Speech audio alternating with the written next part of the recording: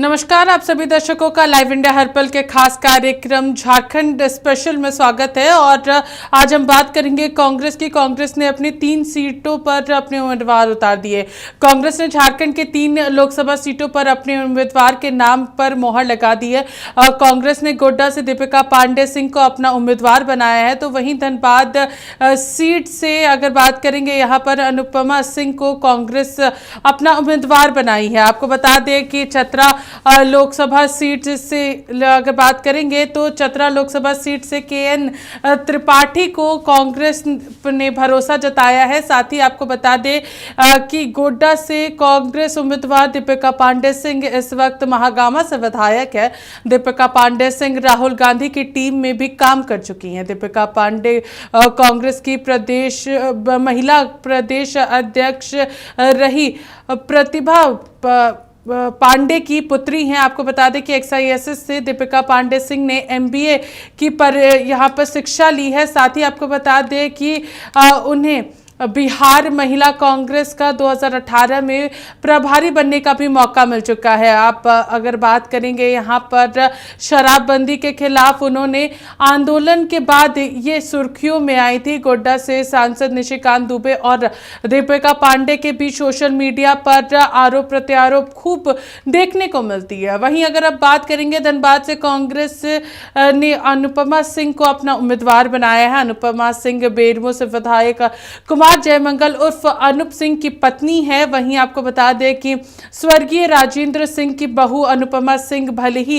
राजनीति में सक्रिय नहीं रही हैं, पर राजनीतिक और सामाजिक कार्यक्रमों में भाग लेती रही हैं। कांग्रेस ने अब तक 6 सीटों पर अपने उम्मीदवार के नाम की घोषणा की है, जिसमें से कांग्रेसी ने यहां पर 2 महिलाओं को अपना उम्मीदवार बनाकर मौका दिया है। आपको बता दें कि चतरा सीट से राज्य के पूर्व मंत्री KN त्रिपाठी कांग्रेस के टिकट पर उम्मीदवार हैं। KN त्रिपाठी का पलामू प्रमंडल में अपना राजनीतिक पकड़ रही है। KN त्रिपाठी ने 2009 के विधानसभा चुनाव में डाल्टनगंज सीट से अपनी जीत दर्ज की थी, जिसके बाद वो राज्य के ग्रामीण विकास मंत्री भी रहे हैं। हालांकि रांची लोकसभा सीट पर अब तक उम्मीदवार के नाम की घोषणा नहीं हो पाई है। इस सीट से सुबोधकांत सहाय, बन्ना गुप्ता और सुबोधकांत सहाय की पुत्री यशस्विनी सहाय का नाम फिलहाल चर्चा में चल रहा है। इस पूरे मामले पर चर्चा करने के लिए हमारी सहयोगी काजल हमारे साथ मौजूद हैं। हम उनसे बातचीत करेंगे और तमाम जानकारियां लेंगे। काजल, अगर बात करेंगे फिलहाल इस वक्त की, तो इस वक्त रांची लोकसभा सीट जो है वो काफी हॉट सीटों में से एक है, क्योंकि अब तक इस पर नाम जो है वो सुनिश्चित नहीं हो सका है। सुबोधकांत सहाय, बन्ना गुप्ता और सुबोधकांत सहाय की पुत्री यशस्विनी सहाय का नाम फिलहाल चर्चा में चल रहा है। क्या कुछ जानकारी है इसको लेकर के? क्योंकि रामटहल चौधरी की जब ज्वाइनिंग हुई थी तो ये साफ था कि कांग्रेस के पास रांची से सुबोधकांत सहाय उम्मीदवार के तौर पर है, तो फिर इतनी देरी क्यों? काजल जी पूजा, जाहिर सी बात है कि अगर कोई भी व्यक्ति या कोई भी नेता अगर अपनी पार्टी को छोड़ करके किसी दूसरी पार्टी में विलय करता है, आता है, अपनी दूसरी पार्टी में अपने आप को ऐसा समझता है कि आने का ही ये मकसद होता है कि उसे वो जगह मिले, वो चीज मिले जिसके लिए वो पुरानी पार्टी छोड़ के आ रहा है। तो रामटहल चौधरी का भी कुछ ऐसे ही सीन था कि रामटहल चौधरी को इस रांची राजधानी से, रांची लोकसभा सीट से उन्हें जो सीट चाहिए थी लोकसभा चुनाव के लिए, लेकिन कहीं ना कहीं अब तस्वीरें बदलती जा रही है। ये कहा जा सकता है कि एक समय पे जब उन्होंने कांग्रेस पार्टी को ज्वाइन किया था, ये कह करके कि राहुल गांधी का जो न्याय यात्रा रहा शुरू से, उस यात्रा को देख करके वो आकर्षित हुए कांग्रेस की ओर और कांग्रेस को ज्वाइन किया। और कांग्रेस में जैसे ही उन्हें ज्वाइनिंग मिली, उसके बाद फिर ये चर्चाएं तेज सुर्खियां पकड़ने लगी, ये सारी चीजें कि रामटहल चौधरी राजधानी रांची से कांग्रेस की सीट पे लड़ेंगे चुनाव। लेकिन अब तस्वीरें बदलती हुई नजर आ रही है लगातार। हालांकि चतरा, गोड्डा, इन सारी जगहों पे महागठबंधन ने देर से ही सही लेकिन चेहरे उतार दिए हैं, मगर अब राजधानी रांची एक ऐसा मुद्दा रह गया है महागठबंधन के पास कि कुछ भी कह पाना इस जगह पे मुश्किल है। फिलहाल बन्ना गुप्ता जो मौजूदा स्वास्थ्य मंत्री है, उनका भी नाम सुर्खियों में है, उनके भी नाम चर्चे में है और वो पूरे प्रयासरत हैं कि उन्हें राजधानी रांची से ये सीट मिले और वो लड़ सके। अगर वही सुबोधकांत सहाय एक लंबे समय से प्रयासरत रहे हैं। सुबोधकांत सहाय का कांग्रेस में एक अच्छा इतिहास रहा है और ऐसे में सुबोधकांत सहाय के समर्थकों का भी यही मानना है कि सुबोधकांत सहाय को ही राजधानी रांची लोकसभा सीट से मौका मिलना चाहिए। लेकिन अब बात रही सुबोधकांत सहाय की पुत्री, अगर सुबोधकांत सहाय नहीं तो उनकी पुत्री भी आ सकती है। इस तरीके की भी चीजें हैं, मगर कांग्रेस एक बात करें, गठबंधन की बात करें तो एक बार पहले ही बिहार में पप्पू यादव को सीट ना दे करके कांग्रेस कहीं ना कहीं अफसोस में है। तो ऐसा कहा जा सकता है पूजा कि राजनीति ये दल बदल की चीजें जो है, इसके बाद अगर कोई दल बदल के आता है तो उन्हें वो सीट मिलना चाहिए। राम टहल चौधरी के नजरों में ये नाराजगी जरूर दिखती है और आगे भी अगर उन्हें यहाँ की सीट नहीं मिली जी भी पार्टी में अपना विलय करता है या फिर शामिल होता है, उन्हें टिकट दिया जाना चाहिए। लेकिन ऐसे भी कई सारे नेता हैं। अगर सुबोधकांत सहाय की अगर हम बात कर रहे हैं तो सुबोधकांत सहाय कांग्रेस के एक सक्रिय नेता रहे हैं, पूर्व में कैबिनेट मंत्री भी रहे हैं, तो उनकी यहाँ पर भागीदारी ज्यादा बनती है अगर ये सवाल उठता है तो। काजल जी, जाहिर सी बात है पूजा कि सुबोधकांत सहाय का एक, मैंने पहले भी कहा था कि सुबोधकांत सहाय का कांग्रेस में एक अच्छा इतिहास रहा है, एक अच्छी छवि रही है, हम ये कह सकते हैं। लगातार वो कांग्रेस के लिए ही लड़ते आ रहे और उनके समर्थक भी इस बात से काफी ज्यादा फिलहाल के लिए सक्रिय हैं। उनके समर्थक का भी मानना है कि जो टिकट है वो उन्हीं को मिलना चाहिए। लेकिन सवाल यहाँ पे ये उठ जाता है कि अगर सुबोधकांत सहाय कांग्रेस में पहले से थे यहाँ राजधानी रांची लोकसभा सीट से लड़ने के लिए, तो फिर राम टहल चौधरी को इस मंजूरी के साथ शामिल किया गया है कांग्रेस में कि उन्हें रांची से टिकट मिलेगी। तो ये कहीं ना कहीं महागठबंधन में एक, यूं कह ले कि जरा सी दरार, कहेंगे हम इसे कि दरार की बात हो सकती है। क्योंकि अब तीन ऐसे चेहरे, राम टहल चौधरी को अगर हम साइड में भी कर दें, कुछ देर के लिए दरकिनार कर दें, तो बन्ना गुप्ता और सुबोधकांत सहाय दोनों ही कांग्रेस के एक जाने माने चेहरे हैं और इन दोनों चेहरे को पूरा झारखंड जानता है, पूरा झारखंड के समर्थक जो है, जनता जो है वो उन्हें जानती है। तो इन दोनों में भी तकरार हो सकती है कि किसे टिकट मिलेगी। हालांकि वो तो आला कमान के हाथ में है कि टिकट, राम टहल चौधरी को भी अब शामिल करते हैं पूजा, और इन तीनों में वो तो आला कमान के हाथ में है कि वो किसे टिकट देंगी। हालांकि देर होने के कारण ये जो महागठबंधन अब तक सूचियां जो है वो काफी धीरे धीरे जारी कर रही है। ऐसे में कहीं ना कहीं लोगों की बेसब्रियां जो है वो तेज होती जा रही है। अब इसमें देखने वाली यही चीज होगी कि सुबोधकांत सहाय के पाले में आता है, जो कांग्रेस के लिए एक लंबे समय से समर्थक, माफ कीजिएगा, कांग्रेस के साथ जुड़े रहे, कांग्रेस के लिए, कांग्रेस में एक प्रतिष्ठित चेहरा है, या फिर बन्ना गुप्ता को जाता है जो कांग्रेस से फिलहाल मौजूदा में स्वास्थ्य मंत्री है, या फिर राम टहल चौधरी जो एक उम्मीद के साथ कांग्रेस में शामिल हुए। वो राहुल गांधी कांग्रेस की न्याय यात्रा के से आकर्षित होकर के कांग्रेस में शामिल हुए हैं, सिर्फ और सिर्फ राजधानी के टिकट पर लड़ने के लिए, रांची लोकसभा के टिकट से लोगों तक जुड़ने के लिए, लोकसभा लड़ने के लिए उन्हें टिकट मिलता है। इन सारी चीजों पे अभी मुहर लगना बाकी है पूजा जी। और लगना बाकी है। लेकिन अब सीधे हम लोग बातचीत करेंगे काजल धनबाद सीट को लेकर के, क्योंकि धनबाद से यहाँ पर कुमार जयमंगल उर्फ अनूप सिंह जो कि बेरमो के विधायक है और कांग्रेस से वो आते हैं, तो यहाँ पर राजेंद्र सिंह के बाद उपचुनाव जब हुए तब उस बेरमो में उपचुनाव हुए थे, उसके बाद फिर अनूप सिंह जो है वो वहाँ से विधायक बने। लेकिन अब उनकी पत्नी अनुपमा सिंह जो है वो अब लोकसभा चुनाव लड़ने जा रही है। धनबाद में कई दिग्गज नेताओं का नाम सामने आया था, ददई दुबे हो या फिर यहाँ पर बात करेंगे तो यहाँ पर पूर्णिमा नीरज सिंह भी इस रेस में थी, लेकिन बाजी जो है वो यहाँ पर अनूप सिंह की पत्नी अनुपमा सिंह ने मारी है। काजल जी, जाहिर सी बात है पूजा, लेकिन यहाँ पे अगर यूं कहा जाए कि समर्थकों में भी सिकन जो होगी बेरमो से, अगर अनूप सिंह की बात की जाए तो उनकी एक अलग बात है कि अनूप सिंह रहे, उन्होंने वो अपनी जनता के लिए देखते रहे, लेकिन अनुपमा सिंह के लिए ये सब कुछ नया होगा। जो मतदाता भी होंगे उनके मन में भी ये विचार बेशक आएगा कि ये नया चेहरा है। हालांकि ये तो मतदाता की मर्जी है कि वो अपना कीमती मत किसे दे, अपना कीमती वोट किसे दे। लेकिन यहाँ पे सवाल ये है पूजा की अनुपमा सिंह इस क्षेत्र के, अगर अनुपमा सिंह के इतिहास की बात की जाए तो वो राजनीति से, जिस तरीके से मैं कल्पना सोरेन की यहाँ पे मैं तुलना कर सकती हूँ, जिस तरीके से पूर्व मुख्यमंत्री हेमंत सोरेन की धर्मपत्नी कल्पना सोरेन राजनीति से थोड़ी दूर रही, वैसे ही अनुपमा सिंह भी राजनीति में कुछ खास नजर नहीं आती थी, कुछ खास चीजें वो चीजों में शामिल नहीं रहती थी। ऐसे में अनुपमा सिंह, अगर हम ददई दुबे की बात करें तो ददई भी इस ददई का जो नाम है वो लगातार लिया जा रहा था कि माफ कीजिएगा, बेरमो से लगातार उनका नाम लिया जा रहा था कि उम्मीदवार वही उतरेंगे। ये पूरे तरीके से श्योर थे, उनके समर्थक भी इस बात पे मुहर लगा चुके थे कि उन्हें उतारा जाएगा। अब ये पूर्णिमा सिंह की बात करें तो पूर्णिमा सिंह को भी यही लगा था और उनके समर्थक भी पूरे तरीके से कयास लगाए बैठे थे कि उन्हें भी मिलेगा। लेकिन अब तस्वीरें बदल गई है। तस्वीरों में ये दिख रहा है कि अनूप सिंह की धर्मपत्नी अनुपमा सिंह अब चुनावी मैदान में है। तो कहीं ना कहीं अगर हम विपक्षी दलों की बात करें तो विपक्षी दलों में ये चीज हो गया है कि अगर कोई नया व्यक्ति चुनावी मैदान में है तो उनके लिए जो है आगे बढ़ पाना आसान होगा, जीत का पाला जो है उनके पाले में जाना आसान होगा। तो ऐसे में एक यूं कह ले कि एक कंफ्यूजन का माहौल बना हुआ है। पूजा की अनूप सिंह की पत्नी उतरी है, इतने दिग्गज चेहरों के बावजूद अगर आलाकमान ने अनूप सिंह की पत्नी अनुपमा सिंह को राजनीतिक और चुनावी मैदान में इस बार उतारा है, तो ये काफी ज्यादा कंफ्यूजिंग है। और यूं कह लें कि कांग्रेस में एक बात अगर हम करेंगे तो धनबाद में अनुपमा सिंह को यहाँ पर आमना सामना जो है वो ढुल्लू महतो से होगा। बीजेपी ने अपने प्रत्याशी के रूप में ढुल्लू महतो को उतारा है और अब आमना सामने में यहाँ पर अनुपमा सिंह होगी। क्या लग रहा है, क्योंकि ये लगातार चर्चा चल रही थी कि अगर धनबाद में स्वर्ण वर्ग से किसी को उतारा जाता है तो जरूर परिस्थितियां बदलेंगी और वहां पर उनकी जीत हो सकती है। क्या इस वजह से भी एक नए चेहरे को यहाँ पर कांग्रेस ने अपने उम्मीदवार के रूप में उतारा है?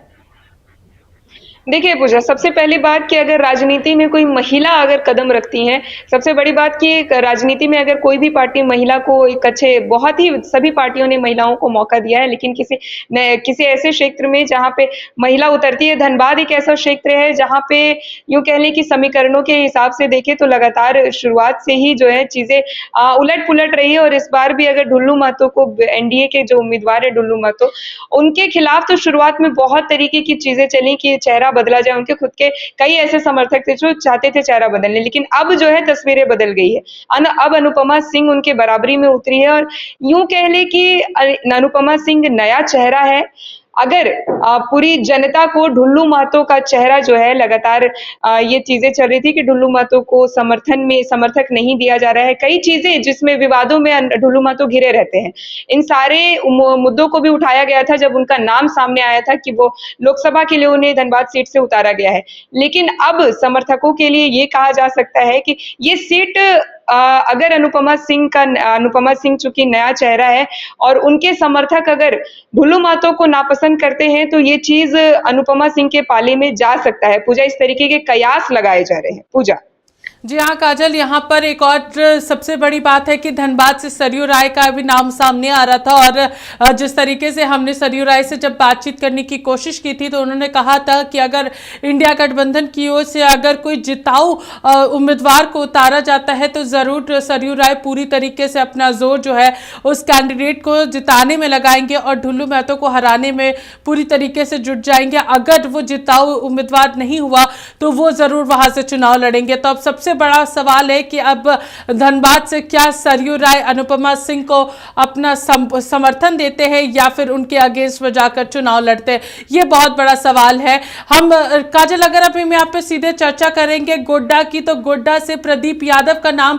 काफी ज्यादा चर्चा में था और प्रदीप यादव के नाम को देखते हुए ही निशिकांत दुबे लगातार कहते हुए भी नजर आए थे कि अगर प्रदीप यादव को कांग्रेस उम्मीदवार के तौर पर उतारती है तो मेरे कार्यकर्ता ही सिर्फ चुनाव प्रचार प्रसार में जाएंगे, मैं आराम से जीत जाऊंगा।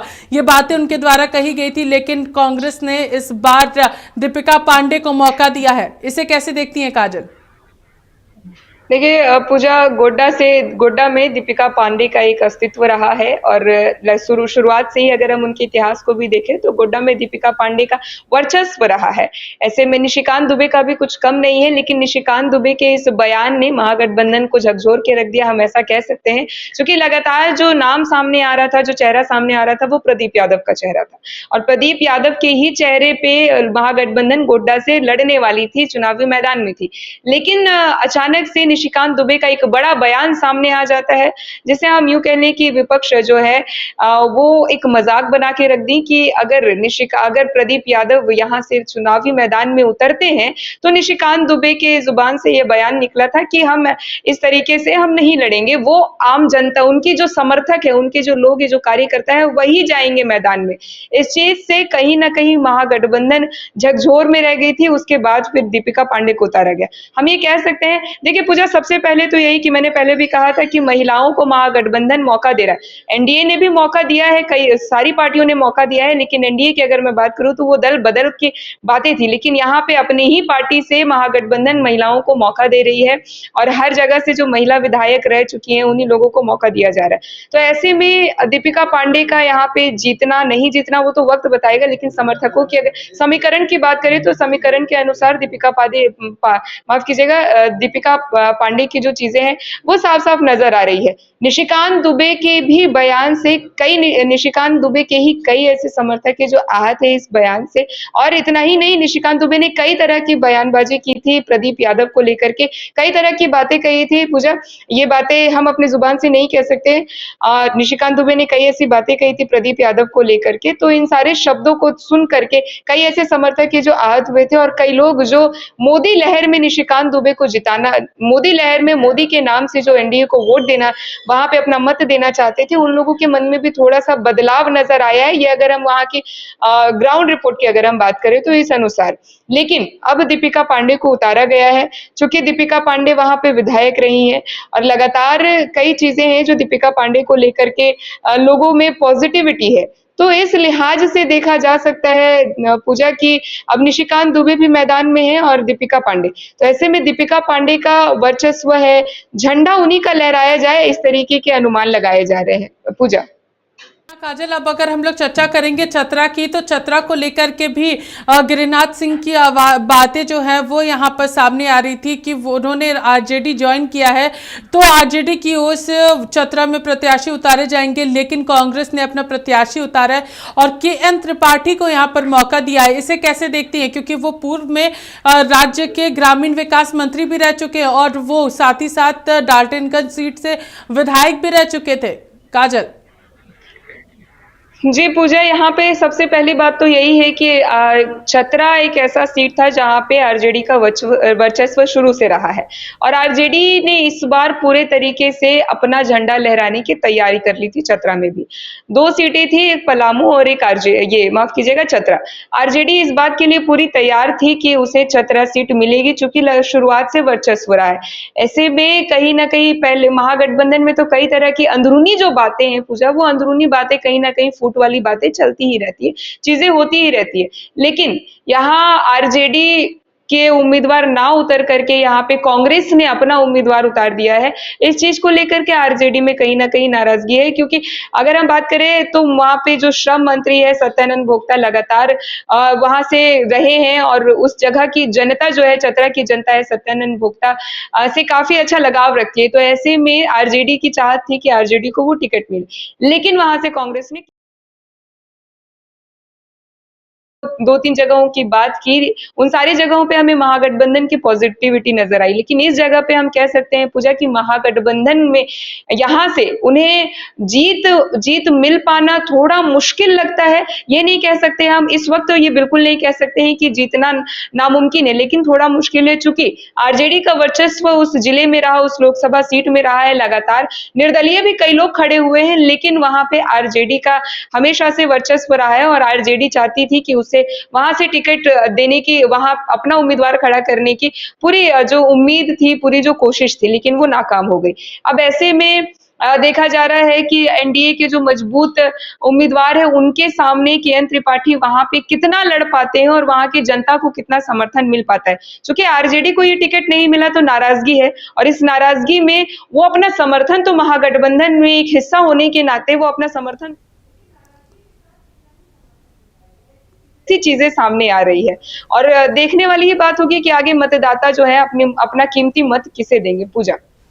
जी हाँ काजल, जिस तरीके से अभी वर्तमान की बात करेंगे तो तमाम जानकारियां आपने हमें दी और यहाँ पर अब हम लोग सीधे अगर बातचीत करेंगे तो यहाँ पर जिस तरीके से रांची लोकसभा सीट जो है अभी भी फिलहाल यहाँ पर पेच फंसा हुआ है कि आखिर किसे इस बार मौका जो है वो कांग्रेस पार्टी देती है। क्या सुबोध कंसाय पर एक बार फिर से कांग्रेस पार्टी जो है वो अपना भरोसा दिखाती है या फिर कुछ नए चेहरों को मौका मिलता है, क्योंकि बातें यहाँ पर ये भी सामने आ रही है कि बन्ना गुप्ता और साथ ही साथ सुबोध कंसाई की पुत्री जो है यशस्विनी सहाय जो है उसे यहाँ पर रेस में उतारने की बात चल रही है। लेकिन यहाँ पर राम टहल चौधरी को भी हम लोग कम नहीं आंक सकते, क्योंकि जिस तरीके से बिहार में हुआ हो सकता है झारखंड में भी वो तस्वीरें जो है वो हम लोगों को देखने को मिलेगी। लेकिन धनबाद भी उन्हीं हॉट सीटों में से एक है। अगर सरयू राय यहाँ पर अनुपमा सिंह को अपना समर्थन देते हैं तो पूरी तरीके से चीजें स्पष्ट रहेंगी। लेकिन अगर उन्हें वो जिताऊ उम्मीदवार नहीं लगता है तो जरूर सरयू राय धनबाद से चुनाव लड़ सकते हैं। ये बातें भी फिलहाल निकलकर सामने आ रही है। बहुत बहुत धन्यवाद काजल हमारे साथ जुड़ने के लिए और तमाम जानकारियां देने के लिए।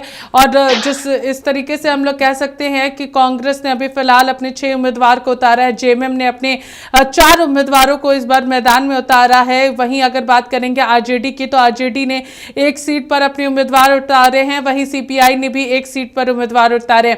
अभी भी कांग्रेस और जेएमएम की ओर से 1-1 सीटों पर अपने उम्मीदवार उतारने बाकी है। देखने वाली बात होगी कि आखिर इस बार किसे मौका जो है वो मिलता है। फिलहाल इस खास कार्यक्रम झारखंड स्पेशल में हमारे साथ इतना ही। देखते रहिए लाइव इंडिया हर पल। नमस्कार।